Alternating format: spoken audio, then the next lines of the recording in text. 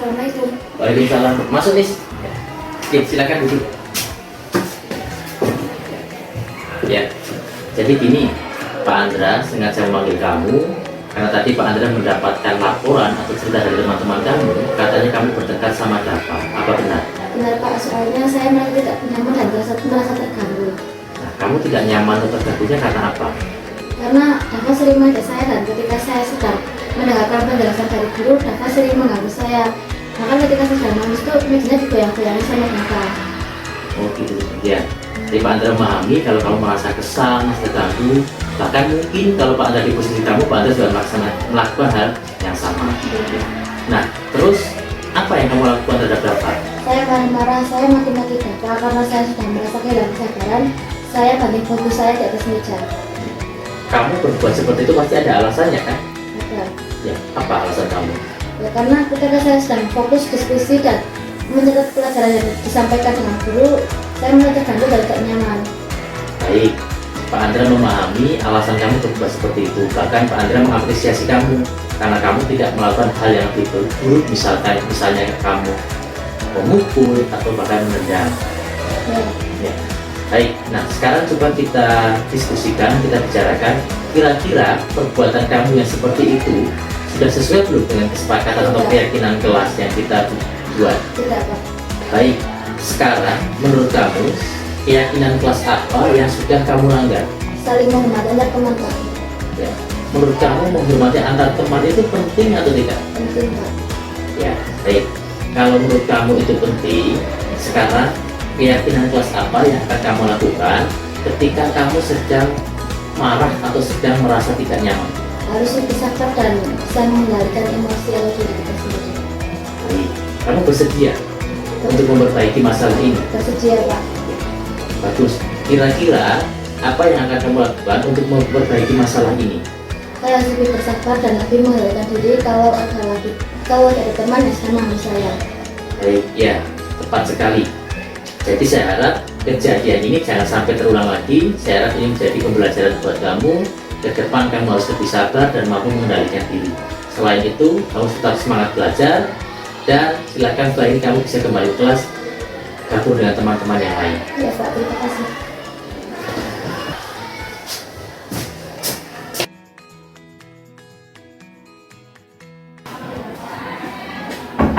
Assalamualaikum. Waalaikumsalam. Silakan masuk nih. Duduk. Ya, jadi ini di tadi Pak Andra mendapat laporan katanya hari ini kamu datang terlambat. Apa benar? Iya benar Pak. Ya. Sudah berapa kali kamu terlambat dalam minggu ini? 4 kali Pak. Baik.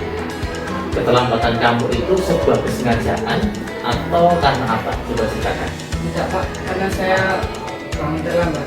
Ya. Baik. Ya. Setiap orang memang pasti melakukan sebuah kesalahan karena itu bagian dari sifat manusiawi. Tapi yang terpenting bagaimana kita memperbaiki dan jangan sampai itu terjadi lagi. Nah, sekarang kita coba cari solusinya. Kamu bangun kesiangan itu karena apa? Saya sering bangun terlambat karena saya sering berangkat main game dan melihat. Nah, sekarang kamu tahu kan keyakinan kelas yang sudah kita sepakati. Kalau datang terlambat itu termasuk melanggar keyakinan kelas atau tidak? Iya Pak. Keyakinan kelas apa yang sudah kamu langgar? Berkaitan dengan kedisiplinan Pak. Ya, betul. Nah, menurut kamu di sini itu penting atau tidak? Penting Pak, karena kedisiplinan dapat membentuk karakter yang baik untuk saya, termasuk datang ke kelas tidak terlambat. Ya, betul. Baik, jadi sekarang kamu sudah tahu, sudah paham keyakinan kelas apa yang sudah kamu langgar, betul ya? Pak, saya minta maaf atas kesalahan saya. Nah, baik, sebuah sikap yang bagus, kamu bisa minta maaf. Nah, sekarang kira-kira apa yang akan kamu lakukan agar kamu tidak datang terlambat lagi? Saya tidak akan datang lagi dan saya tidur lebih awal akan tidak terlambat datang ke sekolah. Ya, ya, berarti kamu sekarang sudah menemukan solusinya. Saya harap itu bisa dilaksanakan sebaik-baiknya. Silakan nanti lagi kamu bisa kembali ke kelas untuk mengikuti pelajaran selanjutnya. Ini ya. Iya Pak, terima kasih.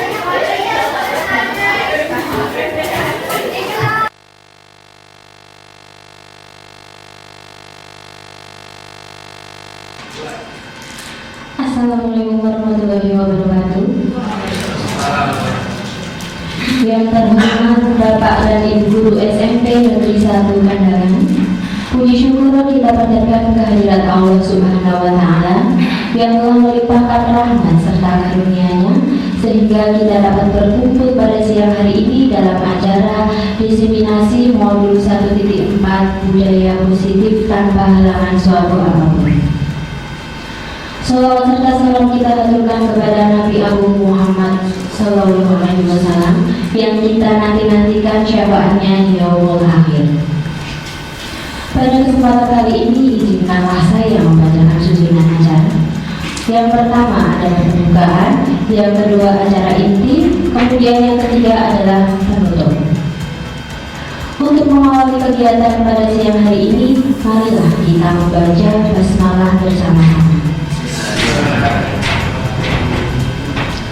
Baiklah, untuk memasuki acara yang kedua adalah acara inti yang akan disampaikan oleh Bapak Andra Hermawan Sarjana Pendidikan. Kepada beliau dipersilakan.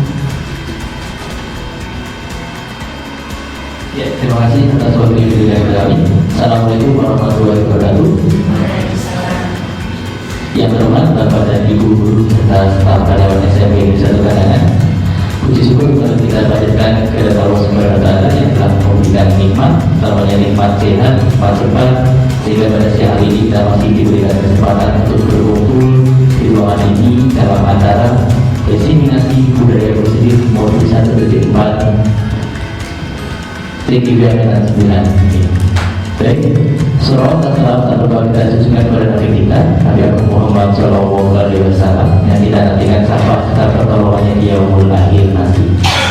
Baik Bapak Ibu, terima kasih banyak atas kehadirannya, atas waktunya untuk menghadiri diseminasi atau pembahasan yang akan coba saya sampaikan berkaitan dengan materi budaya positif.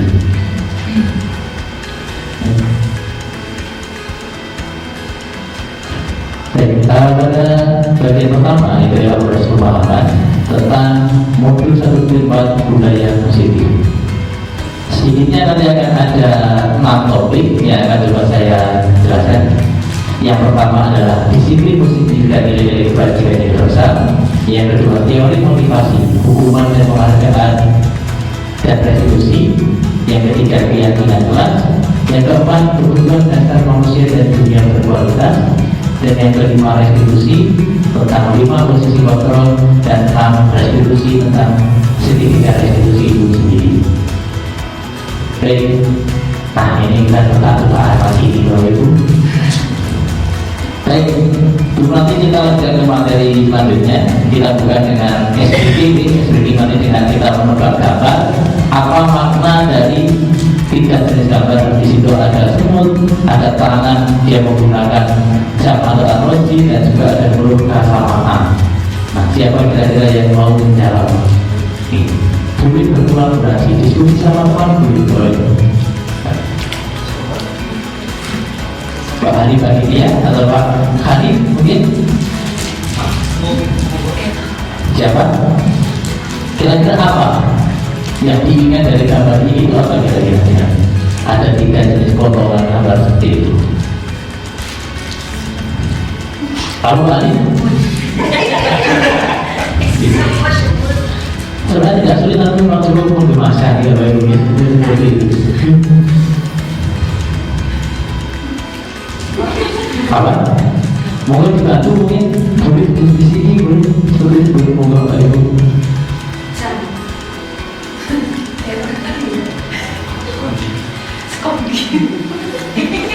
Apa Pak Ali? Memutar logika. Coba. Saya mau lihat. Memutar, ya. Tepuk tangan. Pak Ali nanti gambar kedua. Siap. Baik, kita masih bermain tebak-tebakan gambar. Nah ini kesukaan ibu-ibu Pak Ali. Kira-kira apa Pak Ali? Ada minyak Pak Bukit di situ, kemudian ada tasnya Indonesia kalau umum itu adalah dibuat, dan juga ada kantong uang.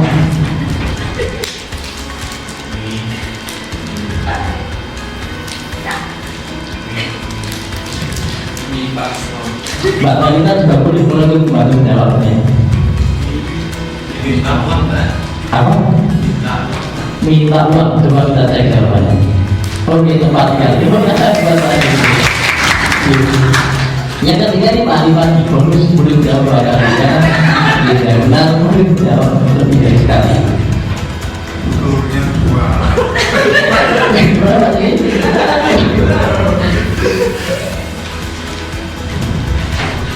Apa? Saya masuk dari gambar ini. Nah, itu ada ilusi atau ilustrasi orang sedang berlari. Apa? Mari makan. Mari. Ya, jawabnya tidak ada. Tepuk tangan, Bapak Ibu. Baik, kita sedikit mereka agar kita lebih fokus dan konsentrasi. Masuknya dalam materi berikutnya, dan eksplorasi konsep tentang disiplin positif dan nilai-nilai kebajikan di pesawat.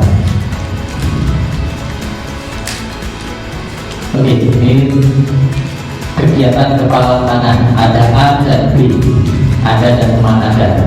Sobeklah cari kertas kecil, tuliskan benda atau sesuatu yang sangat berharga untuk Anda. Letakkan di salah satu tangan Anda dan genggam benda atau sesuatu tersebut dengan segala daya. Buatlah sebuah kepala. Kemudian teman Anda B akan mencoba untuk merayu, membujuk, bahkan mungkin memaksa dan menghantam agar kepala tangan Anda itu mau terbuka. Kira-kira apa yang akan terjadi? Pak Adi lagi mau jawab mungkin? Atau Pak Adi? Bapak Ibu yang lain mau?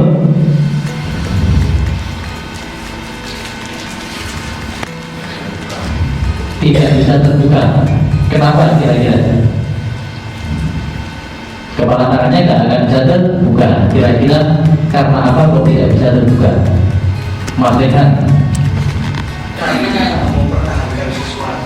Karena mempertahankan sesuatu. Ada yang lain?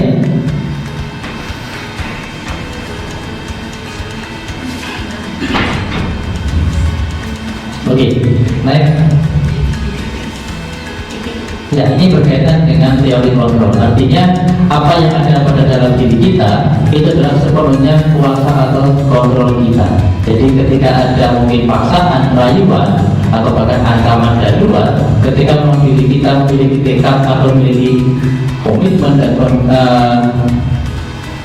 dan juga rasa yang kuat untuk melindungi dari itu, artinya ancaman yang datang dari luar tersebut tidak akan berarti apa-apa. Nah, ini berkaitan dengan ilusi ataupun sebuah hal yang sebenarnya selama ini tidak menjadi ilusi di dalam dunia pendidikan. Yang pertama adalah ilusi ketika guru itu mampu mengontrol murid. Kemudian ilusi bahwa kritik dan membuat orang merasa bersalah dapat mengeluarkan karakter. Ilusi bahwa semua penguatan positif efektif dan bermanfaat. Ilusi bahwa orang dewasa memiliki hak untuk memaksa. Next. Ya, baik. Baik Bapak Ibu, ada diagram. Ada diagram berkaitan dengan teori kontrol atau teori pilihan menurut Dr. William Besser.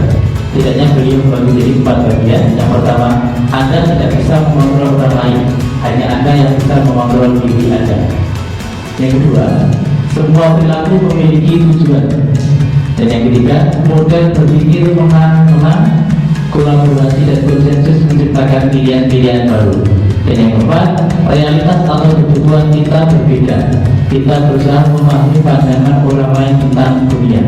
Setiap orang memiliki gambaran berbeda.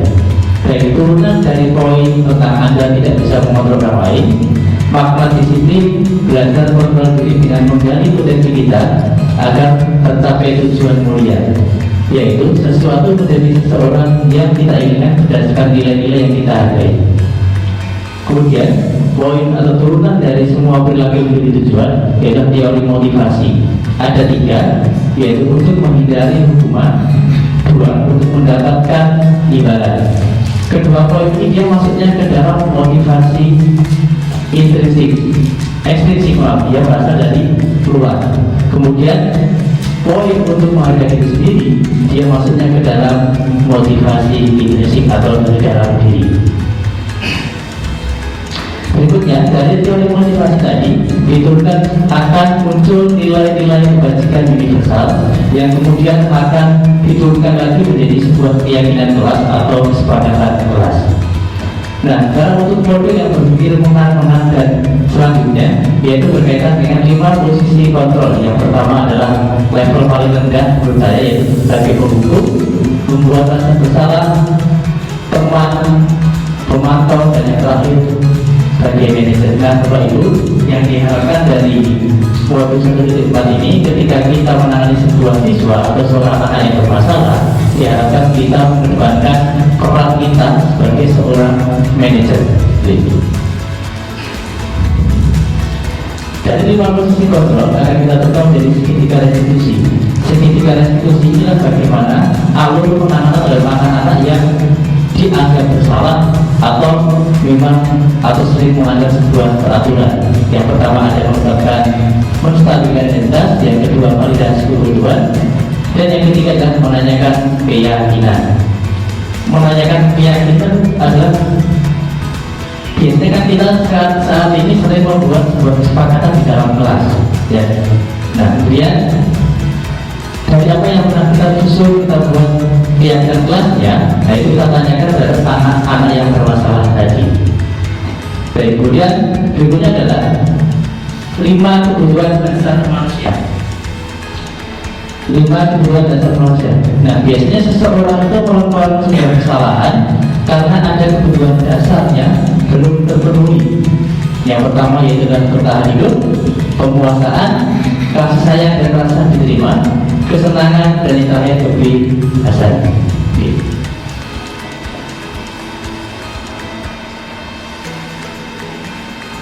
Baik, selanjutnya akan kita jabarkan terkait apa makna disiplin.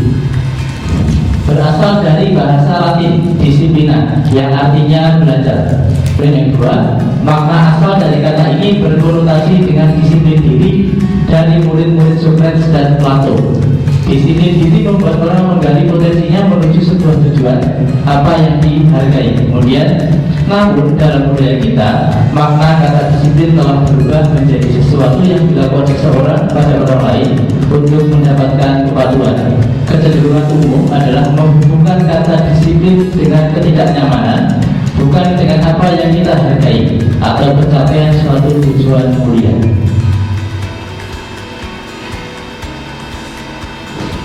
Baik, nilai-nilai kebajikan universal.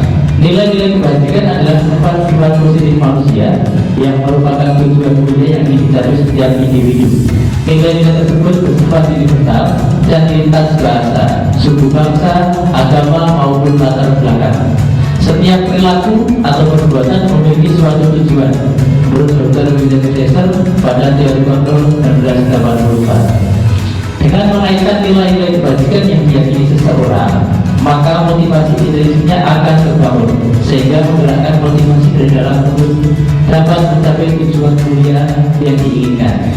Dianikusen 1998. Nilai-nilai kebajikan yang ingin dicapai oleh setiap anak Indonesia kita kenal dengan profil belajar Pancasila. Ada 6 dimensi. Yang pertama beriman, bertakwa kepada Tuhan Yang Maha Esa dan berakhlak mulia, mandiri, bernalar kritis, berkebinekaan tunggal, bergotong royong, dan kreatif.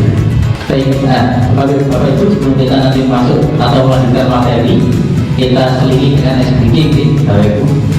Dalam sebuah pertempuran, pasukan Indonesia berjumlah 50. Pada hari pertama, pasukan yang gugur berjumlah 1. Berapakah jumlah pasukan Indonesia yang tersisa? 49. Aku sakit, Mas. 50 kurang 1. Bu Ana, berapa? Kemudian jawaban yang lain? Kalau dalam PKN itu kubur 1. Nah, kalau dalam PKN kubur 1 tumbuh 1000. Kita cek yang jawaban yang Pak Alif atau Bu Ana. Karena prinsipnya mati 1 tumbuh 1000. Tidak apa-apa ya. Karena yang salah ya soalnya begini tadi. Yang kedua, nah ini matematika itu punya penyelenggaraan. Umur Bapak saat 20 tahun lebih tua dibandingkan dengan kakak. Jika 5 tahun yang lalu umur adik 12 tahun dan umur kakak 18 tahun, berapakah umur mereka ketika 7 tahun yang akan datang? Ayo Pak Adi. Panik, ayo. Kamu. Susah ya matematika. Sulit sambil orang-orang boleh bapak ibu. Jangan ulang ini. Kalau seperti ini termasuk jenis soal apa? Super hot. Ini termasuk ke apa? Matematika itu namanya? Kalimat matematika itu apa? Ya, masuk. Pak Hanif, katakan nih bro. Ini soal PAI mungkin ya. Kira-kira berapa? Dan yang tahu?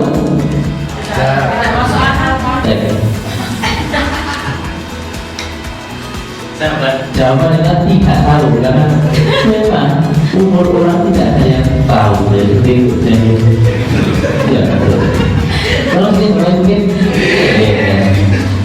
nanti kalau kita menjawab, kalau tidak tepat kan ekspor sekarang. Eksplorasi konsep ini yang kedua atau yang materi yang kedua, itu teori motivasi, hukuman dan penghargaan serta restitusi.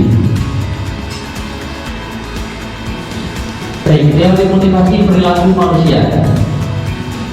Pernyataan yang pertama, untuk menghindari ketidaknyamanan atau hukuman, apa yang akan terjadi apabila saya tidak melakukannya? Ini maksudnya ke dalam motivasi eksternal atau yang munculnya dari luar. Kemudian yang kedua, untuk mendapatkan imbalan dari orang lain atau institusi, apa yang akan saya dapatkan apabila saya melakukannya? Sama, jadi ini berkaitan dengan motivasi eksternal. Yang ketiga, untuk menghargai diri sendiri, saya akan menjadi orang yang seperti apa bila saya melakukannya. Ini kan motivasi internal atau yang berasal dari dalam diri kita sendiri. Berikutnya, tes jelas tentang pemikiran Ki Hajar Dewantara. Merdeka menurut Ki Hajar Dewantara, merdeka itu artinya tidak hanya terlepas dari perintah, akan tetapi juga cakap buat memerintah diri sendiri. Ki Hajar Dewantara, pemikiran, konsepsi, keteladanan, sikap merdeka 2013 halaman 469. Baik, poin berikutnya diukur oleh penghargaan, bahwa penghargaan berlaku sama dengan hukuman dalam arti meminta atau membujuk seseorang melakukan sesuatu untuk meraih suatu tujuan tertentu dari orang yang meminta atau membujuk.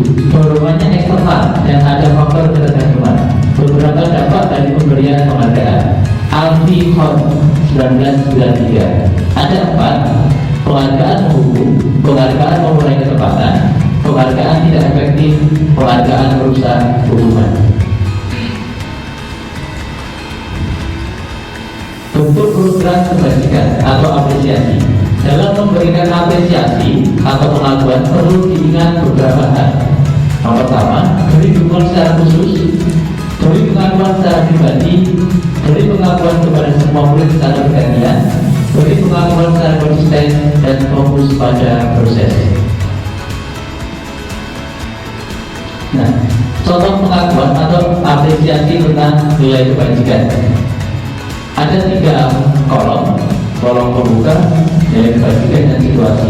Di kolom pembuka yang pertama ada kemarin saya perhatikan, saya contoh kalimatnya ini bahwa itu nilai kebajikan yang muncul adalah rasa empatimu besar sekali, atau nilai kebajikannya tentang empati. Kemudian situasinya biasanya pada saat menolong murid baru di kelas kita. Kemudian di kolom pembuka yang kedua, saya menghargai, nilai kebajikannya adalah kepedulian. Situasinya pada saat kamu membantu teman-teman di tugas kelompok. Kemudian yang membuka, terima kasih untuk, nilai kebajikannya adalah rasa tanggung jawab. Dan situasinya adalah pada saat kamu memungut kertas-kertas yang berserakan di lantai. Baik, ada 4 pernyataan. Nah, nanti Bapak Ibu coba identifikasi mana yang termasuk hukuman dan mana yang termasuk konsekuensi. Pernyataan yang pertama, mencatat 100 kali di dalam buku kalimat, saya tidak akan terlambat lagi karena terlambat ke sekolah. lari mengelilingi lapangan basket 2 kali karena terlambat hadir di sekolah, menggantikan kertas tugas teman yang telah dicoret-coret, membersihkan tumpahan air di meja tulis karena tersinggol pada saat belajar. Baik Bapak Ibu, untuk pernyataan yang pertama itu hukuman atau konsekuensi. Hukuman. Yang kedua, Hukuman. hukuman Bapak Ibu. Kalau itu ketika mabuk video kan hukuman atau konsekuensi? Hukuman. Hukuman. Konsekuensi kalau kecelakaan basket kan nggak pola hukuman biasa. Karena itu pemanasan dulu juga seperti ini. Setuju sama. Maksudnya konsekuensi. Iya. Hukuman itu hukuman. Oh. Pak Tri tahu berolahraga mungkin?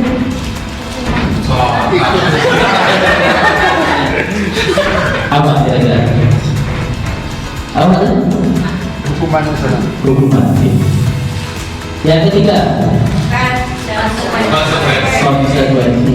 Yang keempat, baik kita cek jawabannya apakah betul-betul atau tidak. Oke, itu merupakan buat kita semua. Oke, jadi yang ini yang dimaksud mungkin poin kedua, lari mengelilingi kita ambil dalam posisi yang umum, jadi bukan ketika mabel olahraga. Oke. Berikutnya, nah perbedaan hukuman dan konsekuensi.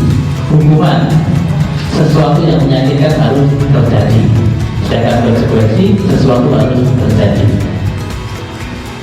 Hukuman membuat anak sakit fisik maupun hati untuk jangka waktu yang lama, membekas di hati. Baik konsekuensi membuat anak merasa tidak nyaman dalam jangka waktu yang pendek. Jadi perbedaannya di jangka waktu. Hukuman anak membenci disiplinan, konsekuensi anak menghargai disiplin. Kemudian hukuman bisa sifatnya paksaan, kalau konsekuensi stimulus atau tanggapan. Dan hukuman mendorong anak menyakiti diri sendiri, kalau konsekuensi mendorong anak agar mudah menyesuaikan diri.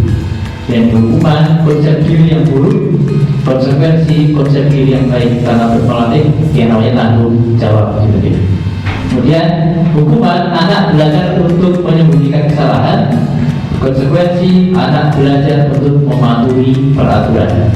Dan yang terakhir, hukuman marah, merasa bersalah, dipermalukan, merasa tak dihargai. Di konsekuensi kehilangan hak, dibuat tidak nyaman, diasingkan untuk sementara atau time out. Baik, selanjutnya kita masuk dalam tanda tabel. Ada identitas gagal, ada identitas sukses. Identitas gagal biasanya berkaitan dengan yang namanya sebuah hukuman. Kemudian identitas sukses berkaitan disiplin. Disiplin bagi menjadi dua, yaitu dengan konsekuensi dan juga restitusi. Di kolom identitas gagal itu ada kalimat sesuatu yang menyakitkan harus terjadi. Di konsekuensi sesuatu harus terjadi. Restitusi merupakan pilihan. Artinya nanti restitusi berkaitan dengan bagaimana kita menggali apa yang melatar belakangi hal tersebut harus terjadi, seperti itu. Kemudian tidak nyaman untuk murid atau anak untuk jangka waktu yang panjang. Konsekuensi tidak nyaman untuk murid dalam waktu yang pendek. Jadi ini berkaitan perbedaannya masalah di durasi atau jangka waktu. Kemudian di restitusi menguatkan untuk murid atau anak dalam jangka waktu yang panjang. Kemudian di bina gagal, korban mendapatkan keadilan. Di konsekuensi korban bisa diabaikan. Kemudian kalau restitusi, korban mendapatkan ganti. Selanjutnya, murid atau anak akan tersakiti. Murid di konsekuensi, murid anak dibuat tidak nyaman. Murid restitusi, murid atau anak mendapatkan penguatan. Jadi lebih sebenarnya kita ke kalimat, kalau di hukuman itu sifat kalimatnya dia negatif, kalau di restitusi kalimatnya lebih bersifat positif, seperti itu. Kemudian perilaku pasif agresif meningkat. Kemudian kalau dikonservasi, penguatan hanya bertahan dalam jangka waktu pendek. Kemudian restitusi masalah keterkaitan. Ya, jadi apa?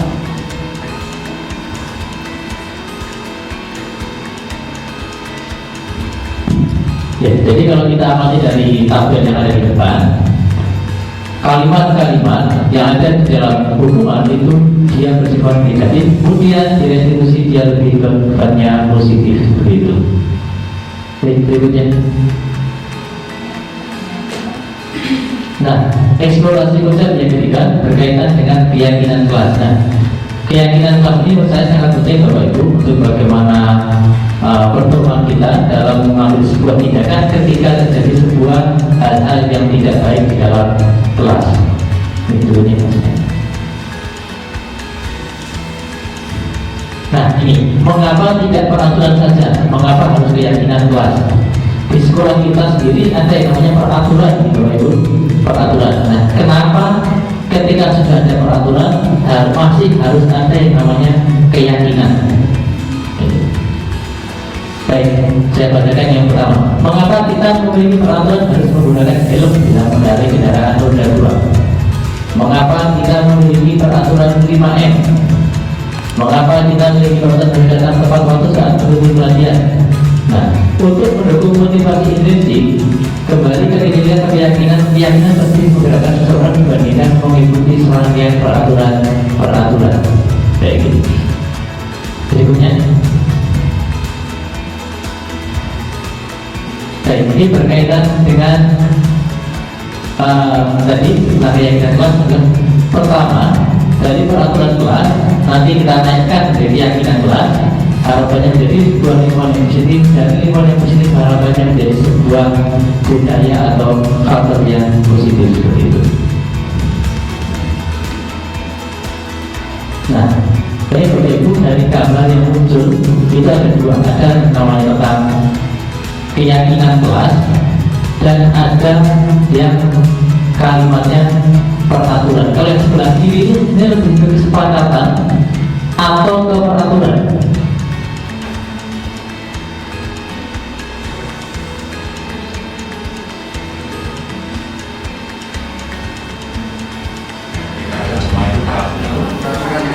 Kalau yang di tingkat dharma itu dia sebenarnya lebih ke peraturan. Kemudian kalau kesepakatan kelas yang sebelah kanan karena kalimatnya lebih positif, itu kita anggap sebagai sebuah keyakinan. Jadi memang kalau kita kaitkan dengan apa yang ada di dalam sekolah kita, termasuk saya yang ada di dalamnya, ya gitu.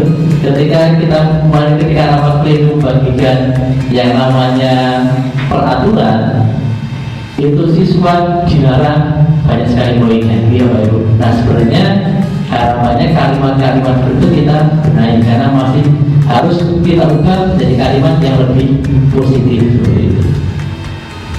Berikutnya,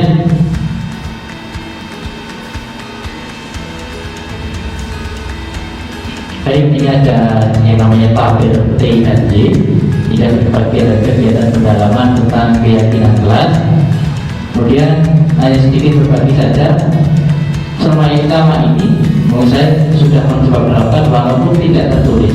Artinya harapannya ke depan itu kita sebagai seorang guru harus mampu membuat keyakinan kelas, dan yang membuat keyakinan kelas itu ternyata bukan hanya satu arah. Harapannya anak sendiri nanti yang dia menuliskan apa sebenarnya yang dia inginkan ketika dalam ajaran kita. Jadi misalkan kalau mungkin anak dilarang, dia mungkin jadi hindari apa di kalimat atau kata dilarang, jadi lebih kepada mungkin kalimat-kalimat yang lebih positif. Nah, unsur-unsur yang kita pertama, guru sifatnya harus dia yang memfasilitasi. Jadi jangan sampai nanti kesepakatan atau keyakinan kelas yang muncul itu karena memang kita yang mengarahkan. Jadi harapannya memang anak muncul sendiri dari dalam dirinya atau dari sisi intrinsiknya itu, dia menuliskan apa yang dia inginkan selama dalam pembelajaran kita. Jadi kita sebenarnya sebagai seorang fasilitator dan membimbing anak-anak tersebut dalam membuat sebuah keyakinan kelas. Itu sedikit penjelasan dari apa yang diharapkan di tabel tadi. Berikutnya.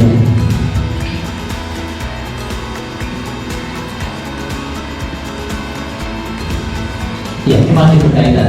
Jadi itu ada kata kuncinya terlihat, terdengar, dan berperilaku di tabel J-nya. Tabel T-nya yang di sebelah kanan. Ya. Jadi kalau tabel T seperti tabel pada umumnya. Baik, kita berbahas berkaitan dengan yang tabel J. Di situ adalah nilai kebajikannya tentang hormat. Yang ketiga biasanya satu orang berbicara, yuk saya bantu. Nah, biasanya kalimat-kalimat seperti itu yang sering kita dengar ketika di dalam lingkungan sekolah. Kita bisa selesaikan ini bersama. Kadang anak juga akan mengucapkan hal seperti itu. Contoh kita sedang ada tugas kelompok atau sedang ada kegiatan kebersihan kelas dan juga kegiatan-kegiatan yang lainnya. Kemudian terima ya. Baik, ini bisa sampai Bapak Ibu cermati. Kemudian kita ke yang poin yang terlihat. Terlihat mana ya Bapak Ibu? Apa terlalu kecil? Jadi di bagian yang hanya terlihat dari kasat mata kita, apa yang sering terjadi di dalam lingkungan kelas ataupun lingkungan sekolah. Berarti tidak ada perasaan orang lain, memegang barang milik orang lain hanya dengan izinnya. Jadi ini yang bisa kita lihat secara langsung, dan mendengarkan dengan sesama. Contoh seperti ini juga bisa dianggap sebagai perubahan bagian yang terlihat secara kasat mata. Kemudian senantiasa berbuat baik, dan yang kedua berbagi. Nah, kemudian ke tahap yang berperilakunya, ini berkaitan contoh dari berempati dan beramah lain dengan cara bisa tersenyum ramah, kemudian memberikan salam hormat, berjabat tangan,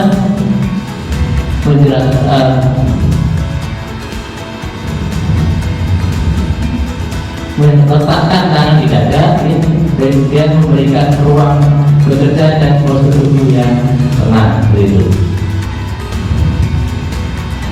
Kemudian untuk kita ke tabel C-nya, itu ada yang tampak seperti dan tidak tampak seperti. Jadi datang tepat waktu, ya, sering hadir terlambat. Jadi seperti antoninya sendiri, menyapa teman dan guru setiap hari, taat pada teman dan guru, mengembalikan barang teman yang telah dipinjam dan mengucapkan terima kasih. Kemudian tidak tampak sepertinya, perilakunya tidak mengembalikan barang yang telah dipinjam dan meletakkan sembarangan. Kemudian di aspek yang bekerja, tampaknya tekun bekerja dan menyimak guru, tidak tampak sepertinya tidak mendengarkan guru dan acuh tak acuh. Kemudian menyerahkan tugas tepat waktu, tidak tampak sepertinya tugas tidak diberikan atau tidak dikumpulkan, seperti itu. Nah, baik Bapak Ibu, berkaitan dengan peraturan dan keyakinan kelas, selalu kembalikan buku ke tempatnya. Ini adalah keyakinan kelas yang benar tentang tanggung jawab. Kemudian dilarang mengganggu orang lain. Keyakinan kelas tentang menghormati orang lain. Hadir di sekolah 15 menit sebelum pembelajaran dimulai. Menghormati orang lain atau berkomitmen. Dilarang melawan kekerasan atau bullying. Keselamatan, menghormati orang lain. Dilarang menggunakan narkoba berkaitan dengan kesehatan, bergantian atau bergembira, yaitu menghormati orang lain, bersabar, menggunakan masker. Jadi kalau ketika pandemi waktu itu menggunakan masker itu kesehatan dan keselamatan, dan jangan berhenti kelas atau di koridor. Ini berkaitan dengan keselamatan dan keamanan.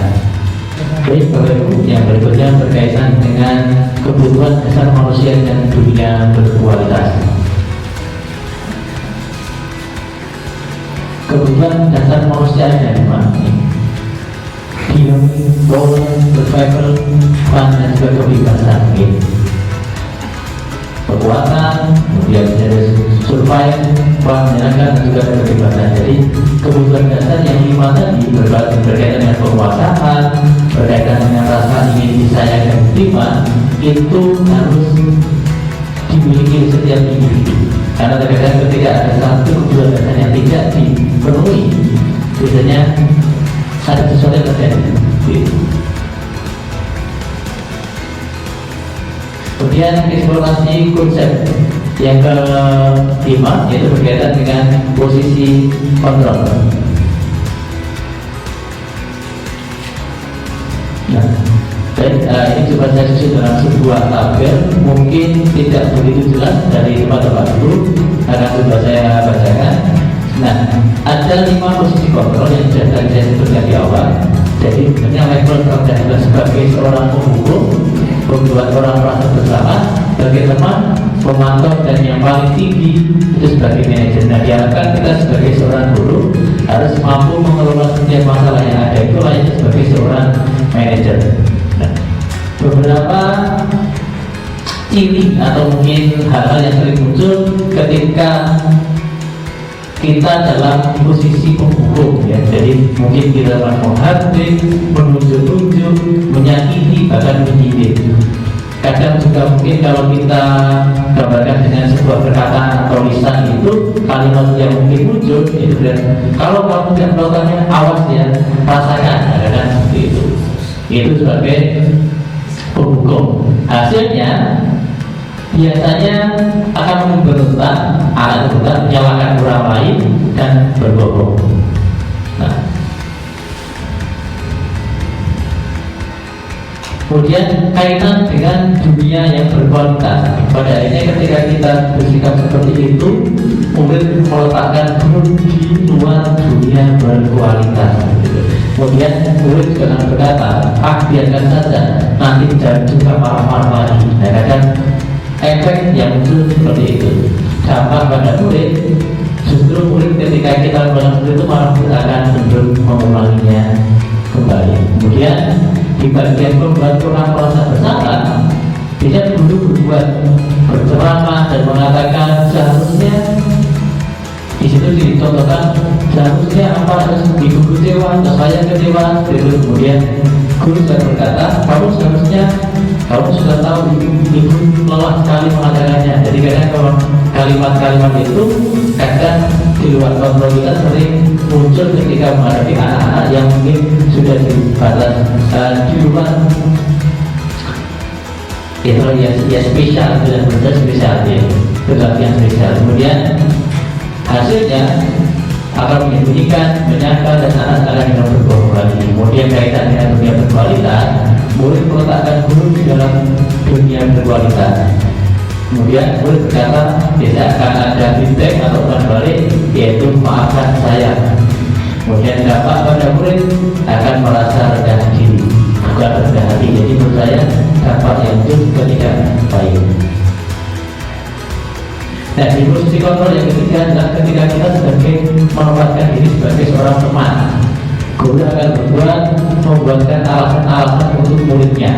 Kemudian guru juga berkata, ayolah lakukan demi ibu. Masa kamu tidak mau? Ingat tidak ibu pernah bantu. Nah, jadi seperti kita itu melengke apa yang pernah kita mungkin berikan ke anak, coba kita mulai pemutihan. Jadi kenapa kamu melakukan seperti itu? Dan hasilnya ketika kita seperti itu biasanya akan muncul ketergantungan dari dalam diri murid. Kemudian kaitan dengan dunia berkualitas, murid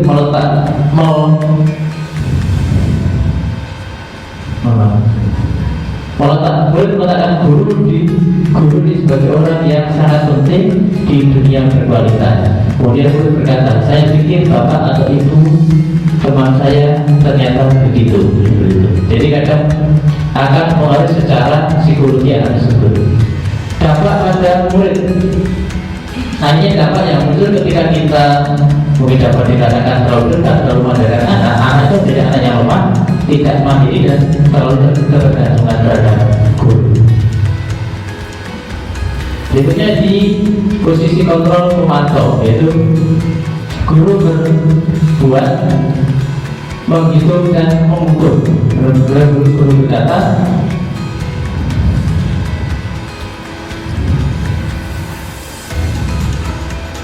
apa peraturannya, gitu. Kemudian hasilnya anak akan lebih bisa menyesuaikan diri bila diawasi. Jadi masih sifatnya dia masih motivasi yang muncul masih sifatnya ekstrinsik atau dari luar. Hanya ketika ada pengawasan dia akan jadi pribadi yang baik. Jika tidak, biasanya dia akan abai lagi seperti itu. Kemudian untuk yang posisi kontrol yang kelima, yaitu berkaitan dengan manajer. Nah, ini yang diharapkan kita sebagai seorang guru mampu berada dalam posisi manajer. Jadi biasanya guru mengajukan pertanyaan, kemudian guru berkata, apa yang kita yakini, apa yang bisa kau kerjakan untuk memperbaiki masalah ini. Nah, hasilnya akan menguatkan pribadi dari anak tersebut. Nah, kaitan dengan dunia berkualitas, murid meletakkan dirinya sebagai individu yang positif dalam dunia berkualitas. Kemudian biasanya murid akan mengatakan, bagaimana caranya saya bisa memperbaiki keadaan. Nah, dampak pada murid adalah mengevaluasi diri bagaimana cara memperbaiki. Jadi yang muncul adalah motivasinya adalah motivasi intrinsik yang datang dari dalam dirinya, seperti itu. Baik, mari kita simak pernyataan-pernyataan. Saya kecewa sekali dengan kamu. Siapa yang mengatakan membuat orang bersama. Jadi ini pernyataan, kemudian posisi apa yang kita ambil di sebelah kanannya. Ketika kalimatnya seperti ini, saya kecewa sekali dengan kamu, itu adalah kita berperan memposisikan diri sebagai orang yang membuat orang merasa bersalah. Kemudian kamu tidak pernah benar melakukannya. Ini kita sebagai seorang penghukum. Kemudian ayolah lakukan demi ibu atau bapak. Ini kita sebagai seorang teman. Dan apakah kamu mau mendapatkan stiker bintang ini? Nah, ini kita sebagai seorang pemantau. Ketika kita mengajukan pertanyaan, bagaimana kamu bisa menyelesaikan masalah ini? Nah, ini sebagai seorang manajer. Kemudian kamu selalu yang paling terakhir. Nah, kalimat seperti ini kita mengambil posisi sebagai seorang penghukum. Nah, ini bergerak antara pertama dan di lingkaran yang besar ada peraturan, pemantau, konsekuensi atau dia, nilai-nilai, manajer dan memperbaikinya. Ini jalan. Baik, ke materi yang terakhir Bapak Ibu berkaitan dengan segitiga restitusi.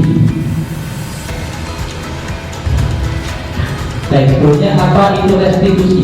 Restitusi adalah proses menciptakan kondisi bagi murid untuk memperbaiki kesalahan mereka sehingga mereka bisa kembali pada kelompok mereka dengan karakter yang lebih kuat. Restitusi juga merupakan proses kolaboratif yang mengajarkan murid untuk mencari solusi untuk masalah mereka dan membantu murid berpikir tentang orang seperti apa yang mereka ingin menjadi tentu juga kemudian dan bagaimana mereka harus memperlakukan orang lain. Nah, sini ada 9 ciri-ciri restitusi. Yang pertama, bukan untuk menebus kesalahan, namun untuk belajar dari kesalahan. Kemudian 2, memperbaiki hubungan. Yang ketiga, berupa tawaran, bukan paksaan. Yang keempat, restitusi menuntut untuk melihat ke dalam diri. Dan yang kelima, restitusi mencari kebutuhan dasar yang berdasar tindakan. Yang keenam, restitusi diri adalah cara yang paling baik. Kemudian yang 7, restitusi fokus pada karakter bukan tindakan. Yang 8, restitusi fokus pada solusi. 9, restitusi mengembalikan murid yang berbuat salah pada kelompoknya. Ya, baik Bapak Ibu, jadi di awal sebutkan segitiga restitusi ada 3 bagian. Yang pertama adalah status efektivitas, yang kedua adalah validasi tindakan, dan yang ketiga adalah menanyakan keyakinan kelas yang pernah kita buat atau kita sepakati.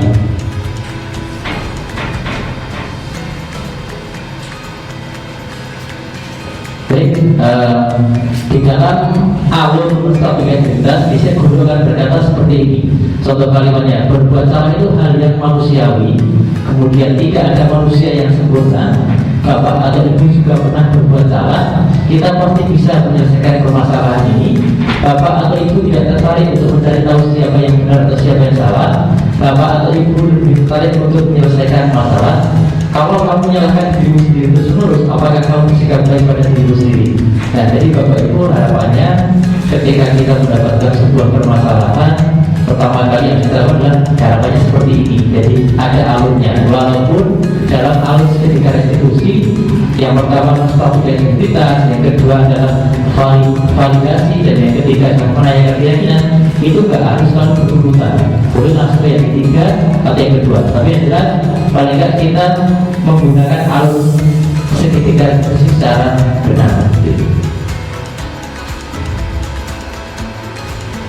Kemudian di validasi kebutuhan, kalimat yang biasanya akan muncul adalah kamu bisa saja melakukan hal yang lebih buruk, tapi kamu tidak melakukannya kan?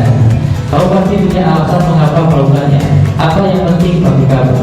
Kamu boleh tetap berusaha menjaga sikap itu, tapi tambahkan sikap yang lain yang baru, dan seterusnya. Kemudian yang berikutnya atau dialog yang terakhir yaitu berkaitan dengan menanyakan keyakinan. Nah, ini berkaitan dengan kesepakatan atau keyakinan yang pernah kita buat. Jadi dulu berkata biasanya apa nilai kita percaya di kelas atau sekolah kita, nilai-nilai hidup kita apa yang telah kita sepakati, kelas yang tidak itu seperti apa sih, kemudian kamu ini jadi anak seperti apa. Nah, seperti itu contoh pertanyaan yang bisa muncul ketika dalam alur menanyakan keyakinan. Gitu. Baik, selanjutnya.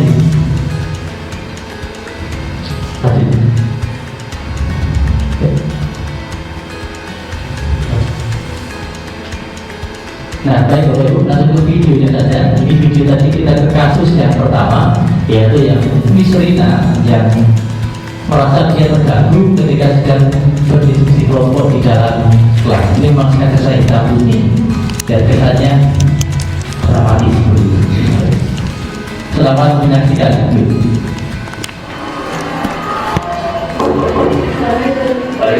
Masuk nih, silakan.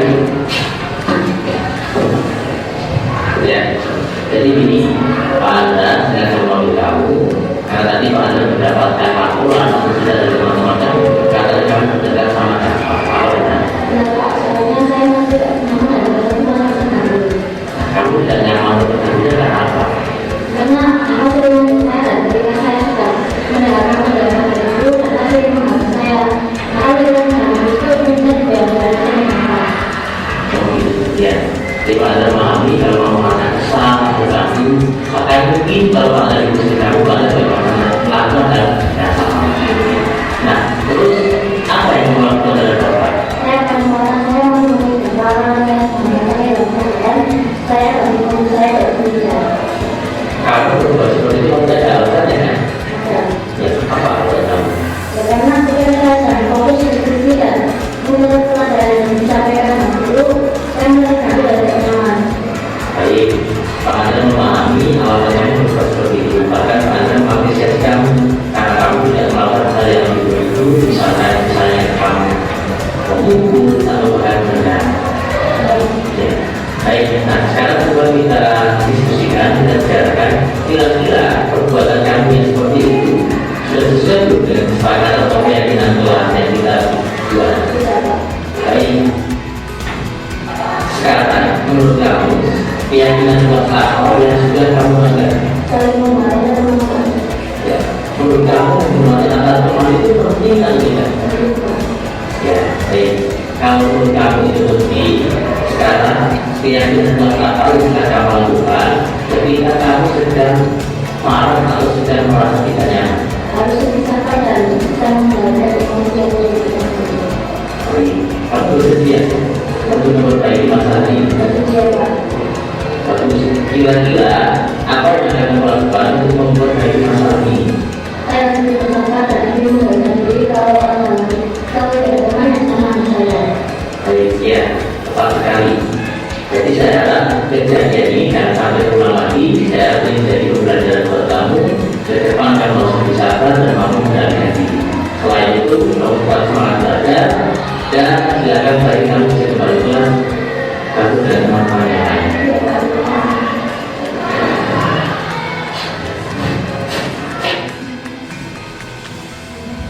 Di Bapak Ibu tadi itu contoh kasus, kemudian saya mohon maaf kalau mungkin audionya tidak. Ya, baik Bapak Ibu, itu tadi yang bisa saya sampaikan. Semoga apa yang saya paparkan, apa yang saya sampaikan tadi bisa menambah kebaikan-kebaikan untuk saya pribadi dan juga mungkin bisa menambah pandangan Bapak Ibu berkaitan dengan budaya positif. Saya selaku yang membawakan presentasi, mohon maaf bila banyak kekurangan. Saya Eli, Assalamualaikum warahmatullahi wabarakatuh.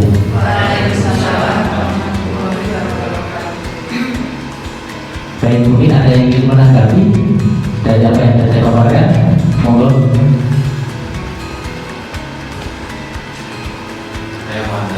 Mohon mungkin saya mengulang.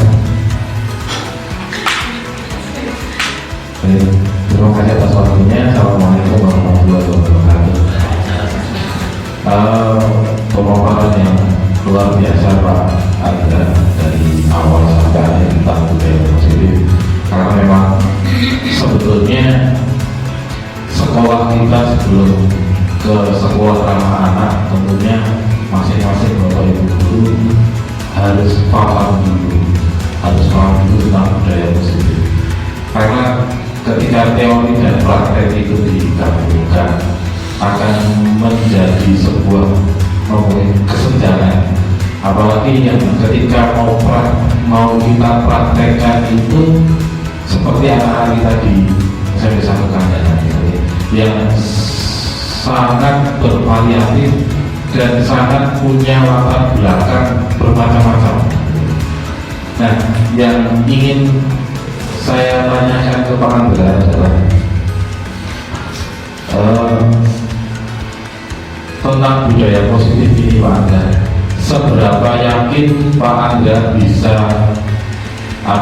bisa mewujudkan budaya positif ini agar tetap berbudaya atau agar mulai berbudaya di SMP Negeri 1 Medan?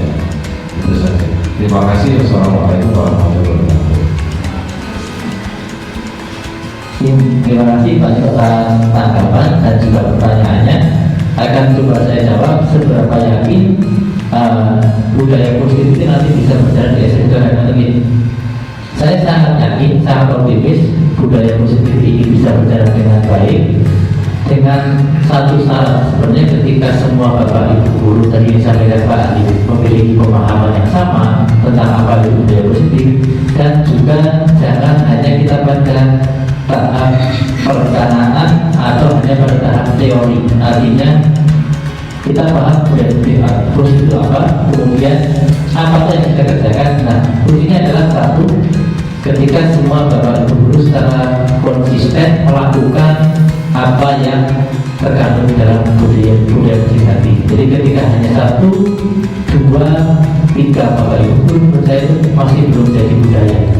Menjadi budaya ketika itu sudah menjadi sebuah kesadaran, ketika sudah menjadi sebuah tanggung jawab oleh seluruh elemen pada sekolah, baik dari sisi guru, sisi siswa, dan juga semua yang ada, termasuk bahkan sampai dengan ke unsur penjaga sekolah dan juga mungkin unsur penjual seperti itu atau pedagang.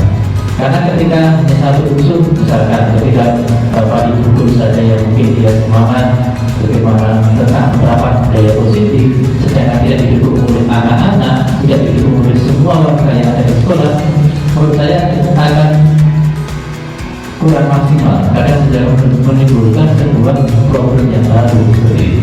Jadi itu banyak. Ya, kita akan mungkin setelah ini tidak lanjutnya adalah apabila saya bisa menyampaikan ini kepada ibu bapak akademik agar mungkin materi budaya positif ini dimasukkan dalam komunitas belajar, sehingga mulai pelan-pelan bapak ibu guru kita ini kita suntikan virus tentang budaya positif, sehingga lama-kelamaan budaya positif ini akan menyebar dengan baik, dengan sangat menyeluruh di kalangan bapak ibu belajar. Terima kasih banyak menurut masukannya. Ada lagi dari bapak ibu yang lain? Monggo Pak Raihan. Saya ingin menanggapi tadi diterangkan bahwasanya teori kontrol ya, bahwasanya yang saya ketahui sekolah itu berasal dari bahasa Yunani, artinya skoli atau waktu luang.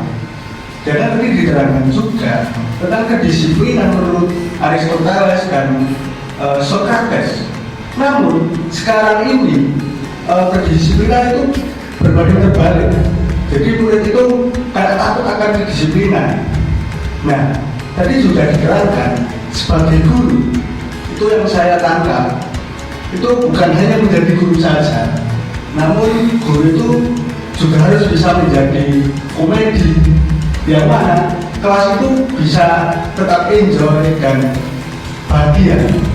Guru pun juga harus bisa menjadi dokter, yang mana ketika ada anak yang sudah sakit di UKS itu bisa langsung menengok ataupun menjenguknya. Dan guru juga harus bisa menjadi peramal yang tahu siapa anak yang tidak mau mengerjakan PR. Jadi bukan hanya sebagai sosok pengajar yang mau dengarkan murid, tapi lebih ke contoh yang baik itu tadi untuk mencontohkan kepositifan itu tadi. Mungkin itu tanggapan dari saya Pak. Terima kasih Pak atas penguatannya berkaitan itu lebih ke fakta di lapangan nih. Memang fakta seperti seorang guru harus mampu jadi seorang yang pintar melawan, seorang komedian, sebagai seorang yang ahli kesehatan dan juga tidak bisa beramal. Ada lagi Bapak Ibu? Monggo kalau yang ingin menambahkan. Jadi kalau tidak ada, terima kasih banyak buat Pak Adib atas penguatan tanggapannya, Pak Rehan terima kasih banyak atas penguatan dan juga tanggapannya. Semoga apa yang kita diskusikan hari ini bermanfaat untuk saya pribadi pada khususnya dan untuk SMP bisa dengan pada umumnya. Itu saya waktu saya beri pada pembawa acara. Ya, terima kasih untuk Bapak Hanif Aditya dan Bapak Rini yang memberikan masukan, dan juga terima kasih kepada Bapak Andra Hermawan yang telah memberikan materi. Rencana rangkaian acara diseminasi budaya positif modul 1 titik 4. Nah, di penghujung acara ini marilah kita tutup dengan bacaan hamdalah bersama-sama. Alhamdulillah. Saya selaku pembawa acara mohon maaf apabila ada tutur kata yang kurang berkenan di hati Bapak dan Ibu guru semua. Wabillahi taufiq wal hidayah. Wassalamualaikum